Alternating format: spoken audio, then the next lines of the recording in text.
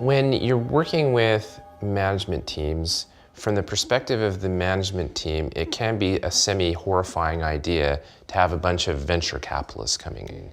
How do you deal with probably generally a younger audience that's probably quite independent and free-spirited, dealing with these professional guys that are coming in? How do you create effective partnerships where they see you not in any threatening terms, but they see you as partners? How do you construct those? I think it comes down to culture. And not every CEO that walks through the door can do this, because there is a mindset change required, which is, this is no longer my company, but this is our company. And what that means is there should be no secrets. And that entrepreneur should feel good about coming to us, not just when the news is good, but come early when maybe the news isn't so good. But it's a cultural thing. Culture is very important, not just the culture within the company itself, but the culture that exists between Round 13 Capital and the entrepreneurs.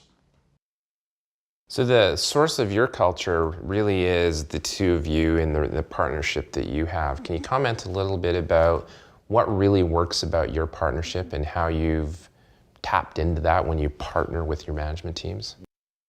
Well, I think from my perspective, you know, it would go for the entrepreneurs that we looked back to. If you're dealing with a partner that has taken a position on something and for reasons other than business logic decides to continue to stick to it, you know, that's a problem. We're in a fast-moving space. We have to make decisions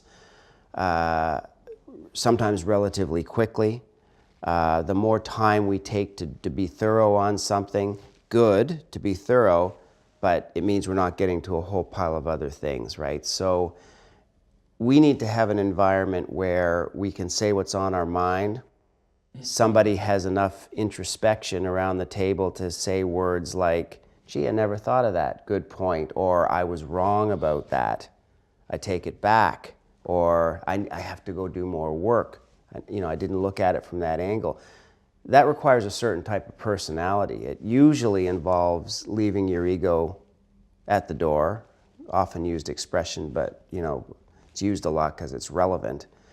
And you know, an open-mindedness to a different point of view and a curiosity that would dictate, you know, just because I've gone the distance on everything I can contribute to this conversation doesn't mean the story's over. Like, bring it on.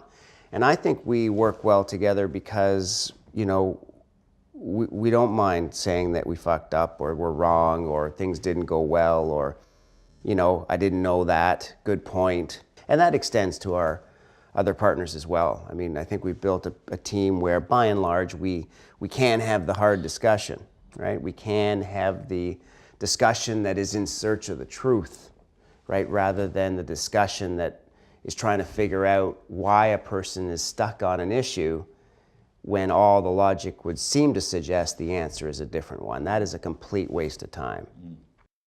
Teamwork is critical, and you know, venture firms are not large. They're generally made up of a fairly small number of talented professionals that come from different walks of life that have already achieved things as individuals, and they come together.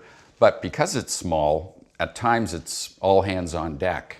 And one of the exciting things about being a venture capitalist is that no 2 days are the same. You could be working on marketing issues one day, funding issues, investor relations. There's a whole spectrum of tasks that need to be addressed. So you can't have true specialization. So everybody has to be open-minded and willing to step in and cover off what needs to be done.